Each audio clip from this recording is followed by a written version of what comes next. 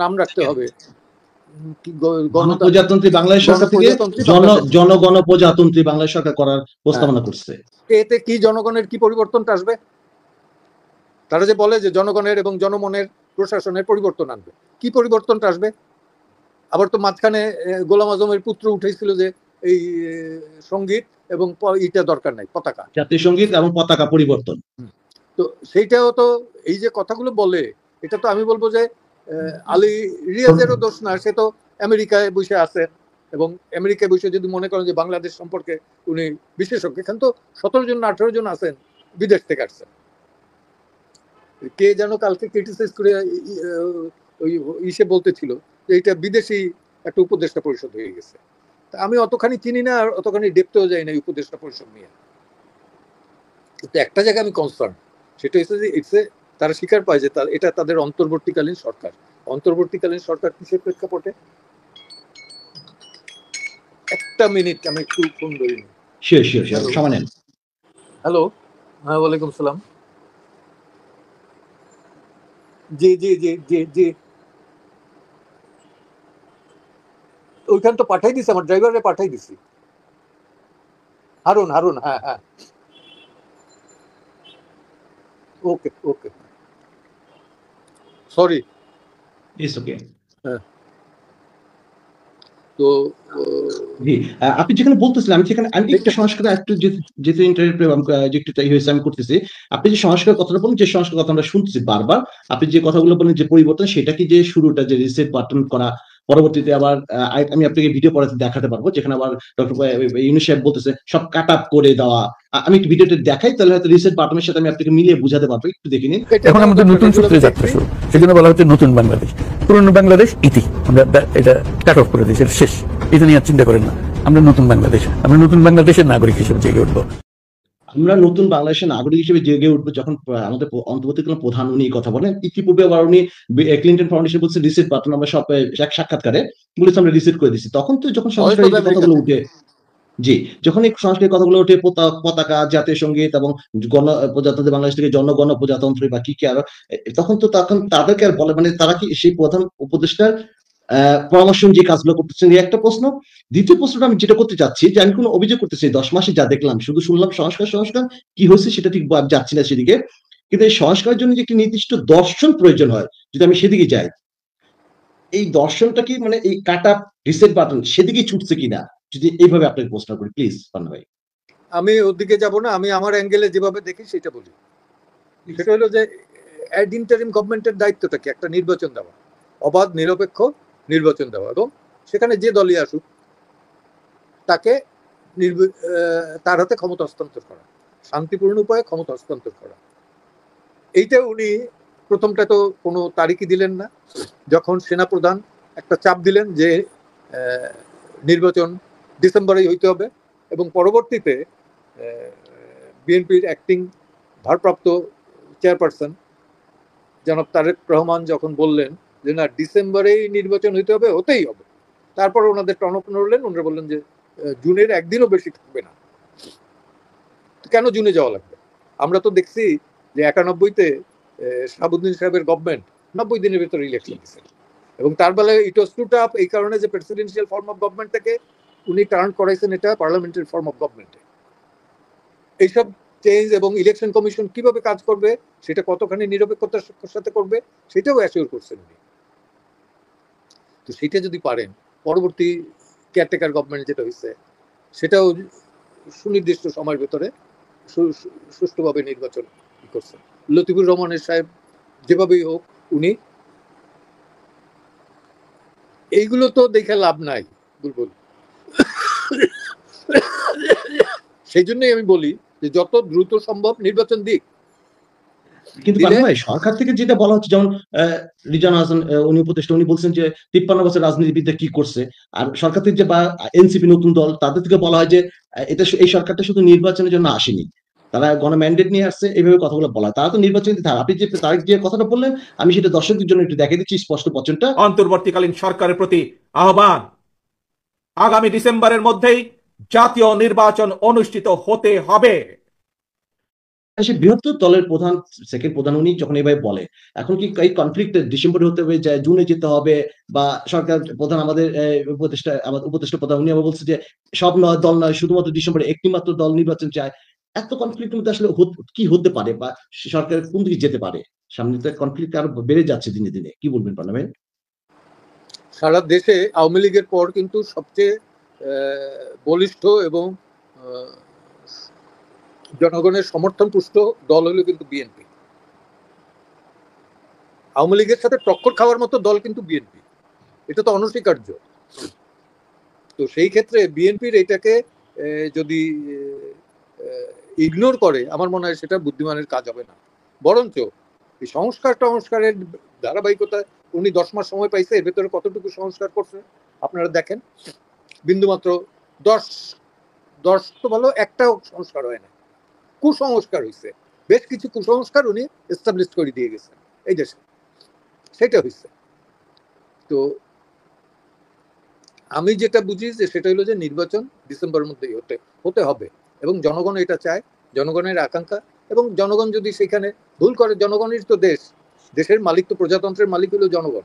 তো জনগণ যদি ভুল করে সেটা জনগণ বুঝবে। 53 বছর কি করছেন রাজনীতিবিদরা যদি খারাপ কিছু করেন, সেই জবাব দিয়ে জনগণের কাছে দেবেন, অন্য কোনো উপদেষ্টার কাছে তো দেবেন না।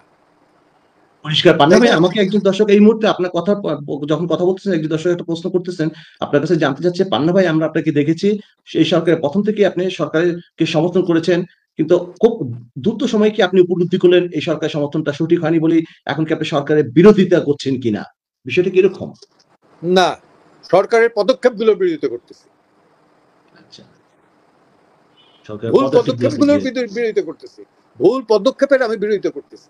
আবারও বলি, রিপিটেডলি বলি, ভুল পদক্ষেপগুলোর বিরোধিতা করতেছি। কারণ এইটা যাতে এক্সাম্পল হিসাবে ভবিষ্যতে, খারাপ এক্সাম্পল হিসাবে ভবিষ্যতে কেউ দেখাতে না পারে। একেবারে পরিষ্কার করছে। আমি অনেকে আমাকে অনেকগুলো প্রশ্ন সকালবেলা আজকে পাঠিয়েছেন, সেগুলো আমাকে বারবার যে কথাটা বলছেন, ভাই আজকে একটু মব নিয়ে কথা বলবেন। এই মুহূর্তে আমাকে আরেকজন একটু লিখে পাঠিয়েছেন যে ভাই আমার উদ্দেশ্যে লিখতেছে, ভাই আপনি কি জানেন কি মব জাস্টিস শব্দটি এখন আর মব জাস্টিসে নেই, বর্তমানে সব মব ভায়োলেন্সে রূপান্তরিত হয়েছে। অনুগ্রহ করে পান্না ভাই কিছু জিজ্ঞেস করবেন, মব থেকে মব ভায়োলেন্স মানে কেউ কিছু বললেই আবার ফ্যাসিবাদের দোষর হয়ে যায়, চারিদিকে মব। উনি অনেক একটু বড় বিস্তারিত লিখছে। এই মব জাস্টিস নিয়ে বাংলাদেশে একটা ভয়ের রাজনীতি চলছে। মব জাস্টিস এই টার্মটাই ভুল, এবং আমি প্রথম ফেসবুকে এবং বিভিন্ন জায়গায় এটা বলছি যে এটা জাস্টিস হইতে পারে না, এটা ভায়োলেন্স। ভায়োলেন্সটা কেন আপনারা জাস্টিস বলেন? তাতে জাস্টিসের ব্যাখ্যাটা রং হয়। মব কোনোদিন জাস্টিস দিতে পারে না, এটা ভায়োলেন্স, এবং এটা ঠেকানো দরকার। এই ঠেকাবার জন্য যখন সেনাপ্রধান বলেছেন যে কোনো প্রকার এই মব ভায়োলেন্স এটা করা হবে না, হ্যাঁ করতে দিবে না, তখন কিন্তু অনেকটা না, এটা রিমার্কেবলি থেমে গেছে। তারপরে যে টুকটাক হয় না তা না, সেনাবাহিনী তো এই সমস্ত দেশটার দায়িত্বভার নেয় নাই ওইভাবে। তারপর যতটুকু দেখতেছে এটা অনেকটা শান্তিপূর্ণ অবস্থান। এই তো রিসেন্টলি আরো কয়েকটা ঘটনা আছে, যেমন গোলাম জাতীয় পার্টির নেতা জি এম কাদেরের বাসায় অ্যাটাক, প্রেসিডেন্ট এরশাদের বাসা লুটপাট, এইগুলো যে করছে এবং এগুলো ধরছে আবার সাথে সাথে, তো এই তো ঘোরতর অন্যায়। জি এম কাদের কোনো অপরাধ যদি থাকে তাহলে আইনের আওতায় আইনে বিচার করা হবে। আমরা যেটা দেখছি, আমি যে পোস্টারটা আমি এখানে একটু আগে তুলছিলাম, আপনি দেখতে পাচ্ছেন যে জি এম কাদের এখন বাইরে কিভাবে মানে প্রশ্ন করেছেন সার্জিস আলম গত 2 দিন আগে। তারপরে বলি যে সার্জিস আলম কিভাবে বাইরে, সে তো ছাত্রলীগ করতো, ছাত্রলীগের নেতা, শেখ হাসিনার কাছাকাছি গেছে, শেখ হাসিনার সাথে করছে, তার তো অনেক স্পিচও আছে এখনো। আছে তা উনি একসময় বঙ্গবন্ধু পত্রিকা স্পিচ দিতেন, তাহলে তো একই প্রশ্ন। ঠিক আছে, প্রশ্নটা অন্য কেউ আমাকে করেনি, এভাবে কেউ করেনি। মানে আমি যেটা বলতে চাচ্ছিলাম, যখন কেউ একজন সমন্বয়কে, ওনারা প্রধান ছিলেন সমন্বয়ক, ওনারা এখন সমন্বয়ক, ওনারা এনসিপি দলের প্রধান এখন, ওনারা যখন একটা স্পিচ দেন তারপরে যে ভাঙাচোরা শুরু হয়, যেমন 32 নম্বর গুড়িয়ে দেওয়া হলো, বাইরে থেকে স্পিচ দেওয়া হলো, বুলডোজারতে ভেঙে দিল, আমাদের সেনা বাহিনী সেখান থেকে ঘুরে আসলো।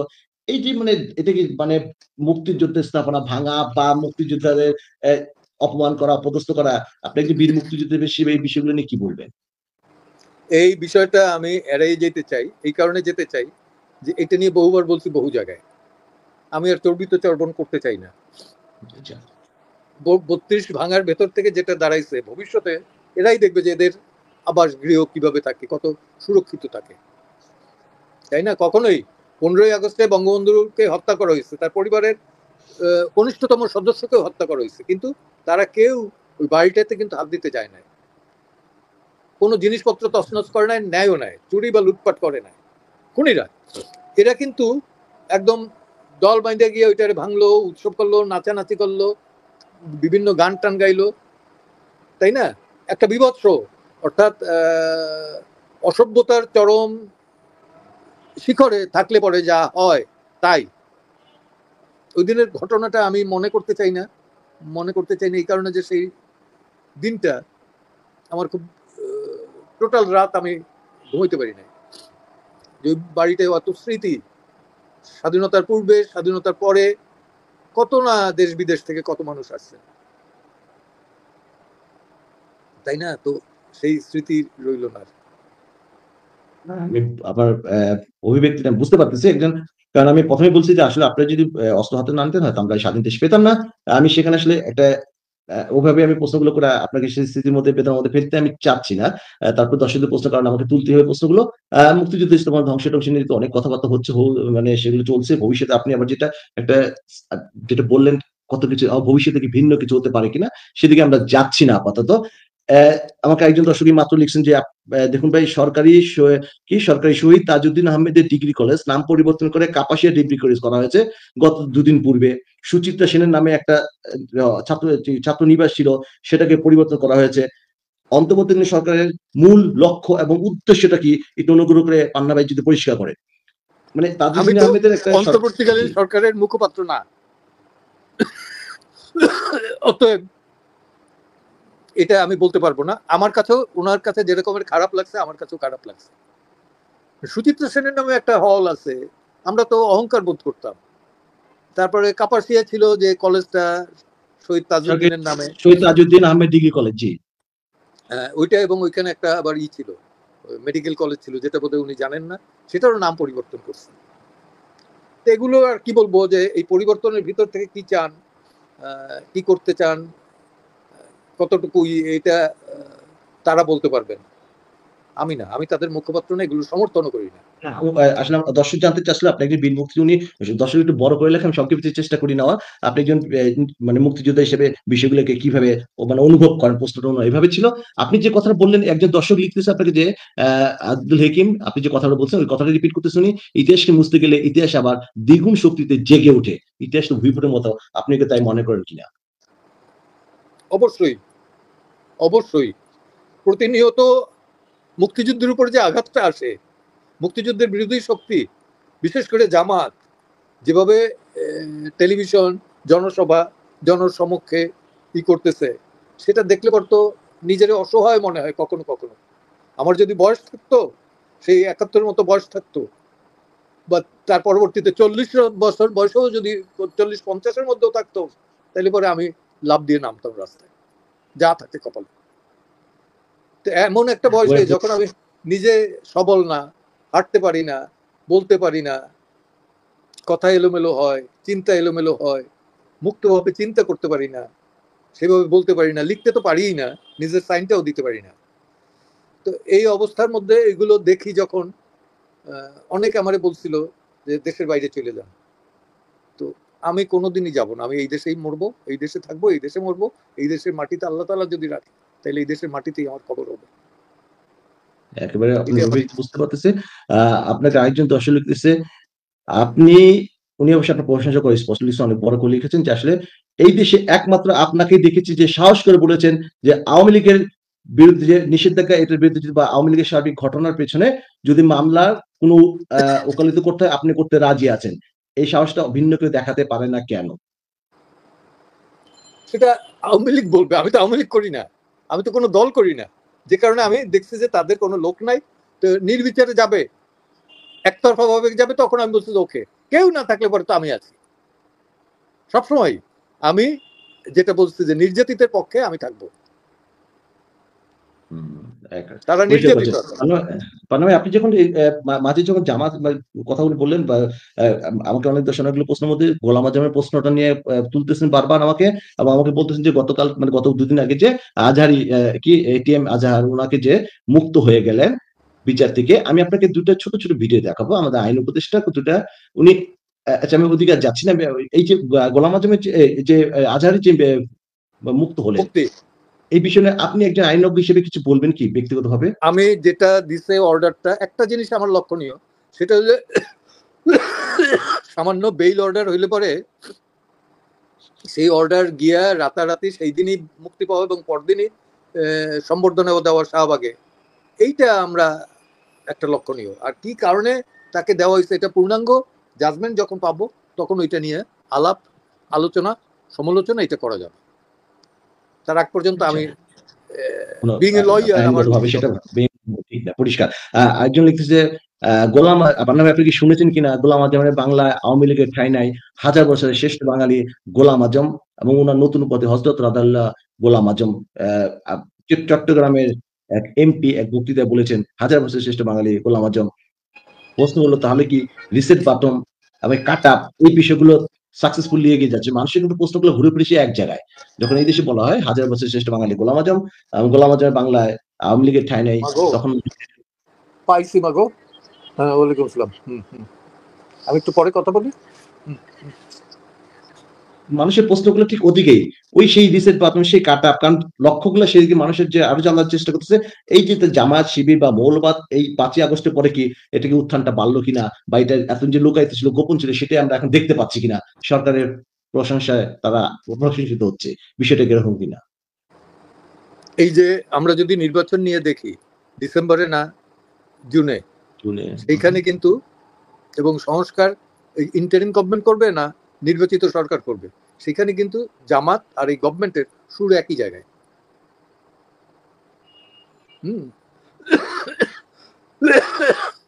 তো সেই জায়গায় দেখতে পাই আমরা। আর একটা বেসুরু জায়গায় যেমন এর ভেতরে সরকার প্রধান বলছেন যে একটা দলই শুধু নির্বাচন চায়, যেন 1000টা দল কোনো দল নির্বাচন চায় না। তা তো না, নির্বাচন বিএনপি যেমন চায় না, চায় ডিসেম্বরের ভেতর জনগণও চায়।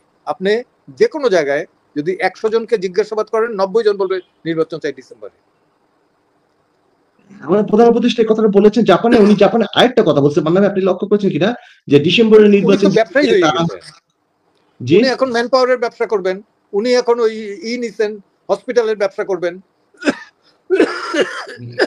ম্যান পাওয়ার রিক্রুটমেন্টের লাইসেন্স নিয়েছেন 666 কোটি টাকা। উনি প্রথমে এসে সরকারের যে কর ছিল সেটাকে মওকুফ করেছেন। 2029 সাল পর্যন্ত গ্রামীণ ব্যাংকে কোনো প্রকার সুদ নেওয়া যাবে না, সেটাও গৃহীত করে নিয়েছেন। এই বিষয়গুলো মানুষের অনেক প্রশ্ন আছে।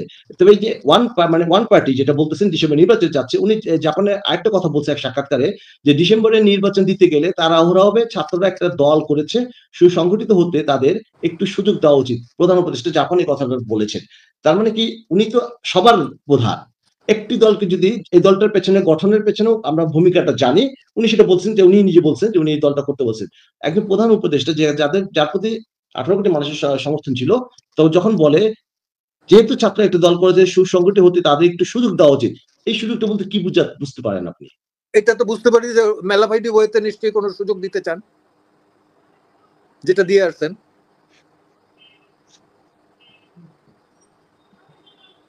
এইটাই তো কেন তাদের একটু সুযোগ দিবেন? কি সুযোগ দিবেন? টাকা পয়সা অলরেডি তারা বানাই ফেলছে, যেটা দেখি পত্র পত্রিকায় লোকজনের মুখে, তাদের চলাফেরায় হাঁটা চলায়। মাঝে আমাকে একজন দর্শক আরেকটা প্রশ্ন মন্তব্য করেছেন, আমি যে আজহারের কথাটা বললাম, উনি লিখতেছেন যে এটিএম আজহার কেন এই শাসন ব্যবস্থা থাকলে জামাতের কোনো নেতাই দোষী সাব্যস্ত হইতো না, বরঞ্চ আদালতের অবজারভেশন হয়তো বলেই দিত 71 গণহত্যার সাথে জামাত আলবদর রাজাকার কোনো মতেই জড়িত ছিল না, 71 গণহত্যা ঘটেছিল মুজিব বাহিনী এবং তাদের দ্বারা। বিরাট মন্তব্য উনি লিখেছেন। মাত্র মানুষের ভাবনাগুলো আমি আপনাকে তুলে দিচ্ছি। আমি একটু ভিন্ন জায়গায় আসি। একটু এই যে আওয়ামী লীগ নিষিদ্ধকরণ, সেখানে আমি একটু সময় লাগবে আমার, একটু দেখুন। যেমন বিএনপির যিনি সচিব মহাসচিব উনি বলেছিলেন আওয়ামী লীগ নিষিদ্ধের দাবি তোলা মানে প্রত্যেকটা দল একটা 71 বিরোধী শক্তি। পরবর্তী উনি বছরটি একটু ঘুরিয়ে দিয়েছিলেন, আবার ভিন্নভাবে বলছেন আমি যে জিনিসটা একটু জানতে চাবো আপনার কাছে আইনগতভাবে, আমি দুইটা ছোট ছোট ভিডিও দেখাবো। যখন আওয়ামী লীগকে নিষিদ্ধ আন্তর্জাতিক অপরাধ ট্রাইব্যুনাল আইনের সংশোধনী অনুমোদিত হয়েছে। সংশোধনী অনুযায়ী আন্তর্জাতিক অপরাধ ট্রাইব্যুনাল কোনো রাজনৈতিক দল, তার অঙ্গ সংগঠন বা সমর্থক গোষ্ঠীকে শাস্তি দিতে পারবে। এই বচন দিয়ে অ্যাক্ট করে আওয়ামী লীগকে নিষিদ্ধ করা হলো, তাদের কর্মসূচি নিষিদ্ধ করা ততদিন পর্যন্ত। কিন্তু গত দুদিন এবং এটা গৃহীত হয়েছে। তবে একটা খুব গুরুত্বপূর্ণ বিষয় হয়েছে উপদেষ্টা পরিষদে। উপদেষ্টা পরিষদ মনে করেছে আমরা যে অ্যামেন্ডমেন্টটা করেছিলাম, আইনের অ্যামেন্ডমেন্ট, সেখানে অর্গানাইজেশনকে শাস্তি দেওয়ার বিধান ছিল এবং আমাদের প্রস্তাবিত অ্যামেন্ডমেন্টে বলা হয়েছিল কোনো অর্গানাইজেশনকে শাস্তি দেওয়া যদি প্রয়োজন মনে করে, যদি মনে করে শাস্তি দেওয়া দরকার, তাহলে ট্রাইব্যুনাল শাস্তি দেওয়ার সুপারিশ করতে পারবে। পরিষ্কার করবেন কি? আমি খুব কনফিউজ। দুটো জিনিসটা মানে একটাকে অ্যাক্ট করা হলো কয়েকদিন আগে এবং নিষিদ্ধ করা হলো, এখন আবার বলা হচ্ছে সুপারিশ করতে পারবে ট্রাইব্যুনাল। তাহলে এখন হবেটা কি?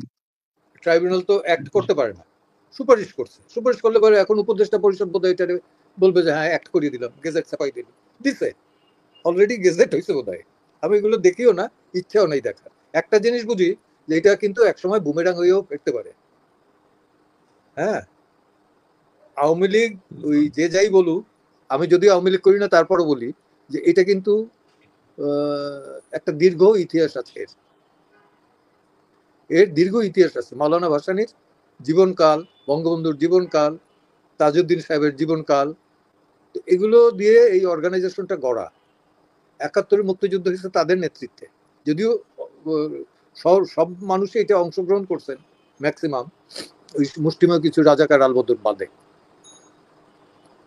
তো সেই দলকে ভুল ত্রুটি থাকলেও মানুষ এত সহজে ই করবেন। এবং আপনি মেইনলি নিম্ন আয়ের মানুষজন, গ্রাম অঞ্চলের মানুষজন কিন্তু এখনো আমার দেখা মতে তারা আওয়ামী লীগ পন্থী।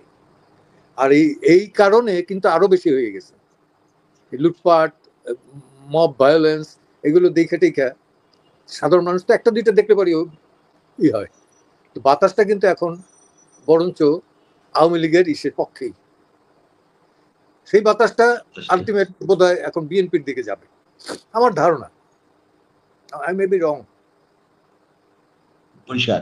প্রণামী, আমাকে আরেকটা প্রশ্ন আমি আপনার কাছে পরিষ্কার করতে চাই যে মানে এই যে আইএসপিআর লিস্ট আপনি দেখছেন হয়তোবা, যে ৬২৬ জনের লিস্টের মধ্যে আমরা দেখলাম যে সেখানে সাবেক প্রধান বিচারপতি সহ ২ জন বিচারপতি ছিলেন।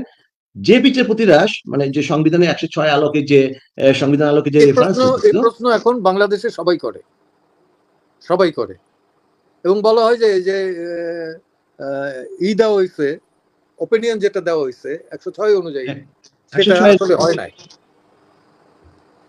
সেটা আসলে দেওয়া হয় না। এটা অনেকে বলে, প্রকাশ্যে বলে। ইভেন একজনে বোধহয় আমার বন্ধু পর্যায়ের এক আইনজীবী অ্যাডভোকেট মহসিন, ও বোধহয় মামলাই করতে যাচ্ছে, এটার উপরে মামলা করতে চায়। কারণ এখানে যে ওই যে ৬২৬ জনের যে লিস্টটা, যে সাবেক প্রধান বিচারপতি এবং ২ জন বিচারপতি যারা বেঞ্চে ছিলেন তারা তখন তাদের আন্ডারে, তারা মানে তারা সেই বেঞ্চে উপস্থিত ছিলেন, এরকম কোনো প্রমাণ মানে এটা নিয়ে এখন কথা হতেছে। আপনি বলতেছেন কেউ একজন আপনার বন্ধুর পক্ষে কেউ হয়তো মামলা করতে একত্রে এক লয়ার, সে অলরেডি এটা নিয়ে বহুবার বহু কিছু করছেন, বলছেন। আচ্ছা, আবার আরেকটা বিষয় যে আছে যে সুপ্রিম কোর্টের যে রেফারেন্সটা যে বের হয়েছে সেটা হয়তো আপনি নিশ্চয়ই জানেন, যে প্রধানমন্ত্রী তো বলতেছে সে পদত্যাগ করে নাই। সেই রেফারেন্সের ব্যাপারগুলো নিয়ে মানে এগুলো নিয়ে কনফ্লিক্টটা পরিষ্কার তোলে এখন অনেকটাই। বিষয়টা কিরকম? আমার কাছে তো আগাগোড়াই পরিষ্কার, আমার কাছে এটা আগাগোড়াই পরিষ্কার, কিন্তু জনগণের কাছে এটা পরিষ্কার হওয়া দরকার। সেই পরিষ্কার হওয়ার দরকারের জন্যই কিন্তু একটা নির্বাচিত সরকার থাকলে পরে এটা সুবিধা, জনগণের সুবিধা, আমাদেরও সুবিধা। আপনি কি মনে করেন পান না ভাই, আগামীতে যদি একটা নির্বাচিত সরকার আসে, এই যে সমস্যাগুলো, এই যে কনফ্লিক্ট গুলো রয়ে গেছে, অজানা রয়ে গেছে মানুষের, আমাদের এখানে যখন ফরহাদ মাজার আসলেন, উনি সরকারের পক্ষে লোক, অথচ উনি বারবার জোর দিয়ে বলে গেছেন যে এই সরকার অবৈধ সরকার, সংবিধান অনুযায়ী ১০৬ রেফারেন্স যেগুলো দেওয়া হয় এগুলো হয় না, কারণ ফরহাদ মাজার, উনি গত ২ সপ্তাহ আগে আমাদের এখানে ওনার পার্টনারই তো বেটার হ্যাপি তো আছেন উপদেষ্টা পরিষদ। জি ফরিদা মিসেস ফরিদা উনি আছেন, কিন্তু উনি আবার যেহেতু সরকারের সারাক্ষণ উনি সরকার পক্ষ, ওনার দ্বারা প্রভাবিত অনেক কিছু আমরা দেখছি। আবার উনি আবার বলতেছেন যে এটা সম্পূর্ণ অবৈধ সরকার। তা আমি যেটা আপনাকে জানতে চাচ্ছি, ভবিষ্যতে যদি একটা নির্বাচিত সরকার আসে, সেই সরকারগুলো কি সেই সরকার কি আসলে এই কনফ্লিক্ট গুলো কি সামনে কখনো আসার সম্ভাবনা আছে? তাহলে অবশ্যই আছে।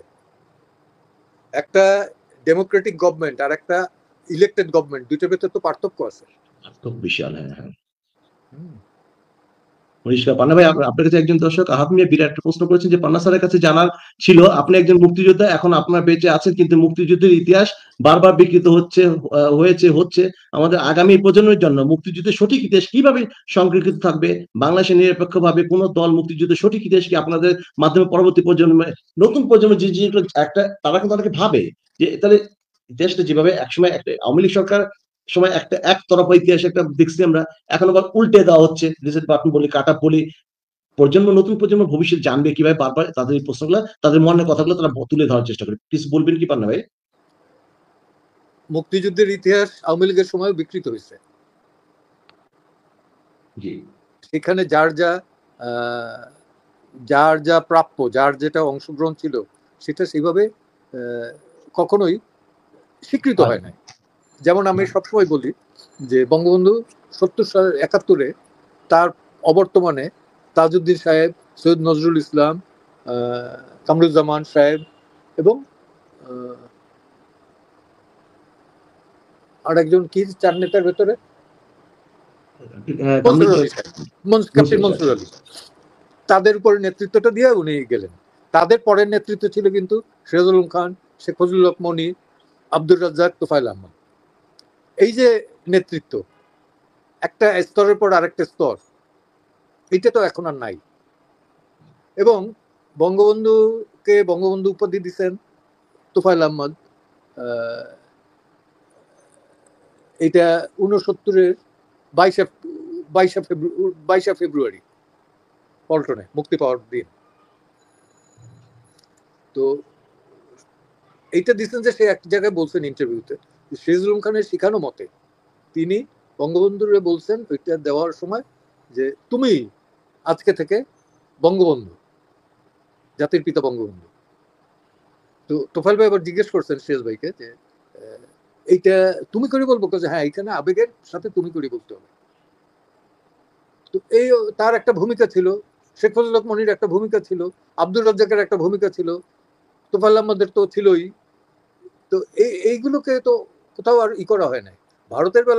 ভারতে যদিও অনেকই ছিল, নেতাজিকে কিন্তু কেউ অস্বীকার করে না, নেতাজি সুভাষ বোসকে, তার অবদানকে এখনই করে। ইভেন অনুশীলন সমিতি, যুগান্তর, এই যে দলগুলো, গোপন সংগঠনগুলো, তাদের অবদানকেও অস্বীকার করে না। তো অস্বীকার করে না, বরঞ্চ যেমন ভগৎ সিং ছিল গদর পার্টির, পাঞ্জাবের একটা দল, তো সেই গদর পার্টিরও অস্বীকার করা হয় না। তো পান্না ভাই, আপনার কাছে আমি একটু বর্তমান অবস্থা নিয়ে একটু আমাকে সচিবালয় নিয়ে অনেকে প্রশ্ন করতেছেন যে একটু জানার জন্য, আমি আপনাকে সচিবালয়ের ব্যাপারে আসবো, আপনি কি কিছু বলবেন যে বর্তমান যে মানে আর আমার ছেড়ে দিলে ভালো, আমি অস্বস্তি লাগছে, 2 মিনিট অস্বস্তি লাগছে না? আচ্ছা, তাহলে পান্না ভাই, আমি আপনার অস্বস্তির মধ্যে আমি একটু না, আপনি আমাদের দর্শকদের উদ্দেশ্যে, আমি বুঝতে পারি অনেক সময় হয়ে যায়, লম্বা সময় হয়ে যাচ্ছে আপনার জন্য, সার্বিকভাবে সব বিষয় নিয়ে আপনার নিজস্ব কোনো বচনটা যদি আমাদের দর্শকদের জন্য। নিজস্ব নাই, সমস্ত দর্শক এবং শ্রোতাদের প্রতি আমার ভীষণ ভালোবাসা এবং আবেগের সাথেই বলছি, অন্তর থেকে বলছি, সেটা হচ্ছে দেখেন, মুক্তিযুদ্ধ যদি না হইতো তাহলে আমরা বাঙালি বলতে পারতাম না। এবং ইদানিং দেখবেন আপনি, বেলুচিস্তানের স্বাধীনতা ঘোষণার পর সেখানে ডক্টর মাহেরাং ও একটা সভায় বক্তৃতা দিয়ে বলতেছে যে আমরা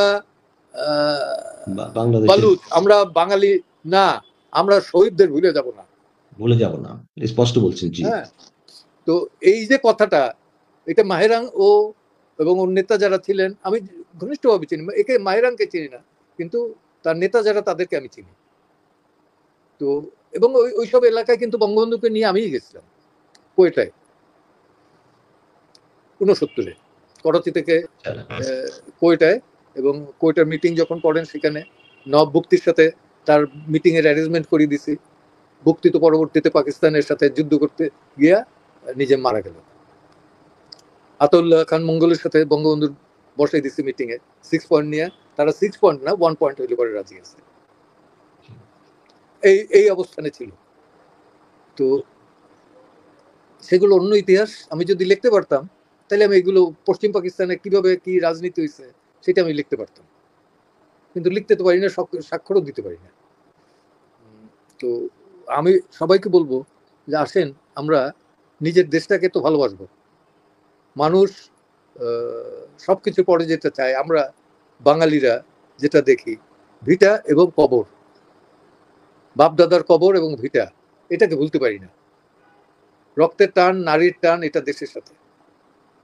তো দেশটাকে আমরা, আমাদের তো সুজল সুবল শস্য শ্যামলা দেশ, নদীমাতৃক বাংলাদেশ, আমরা নদীও শেষ করে ফেলেছি, পলিউটেড করতেছি ডেভেলপমেন্টের নামে।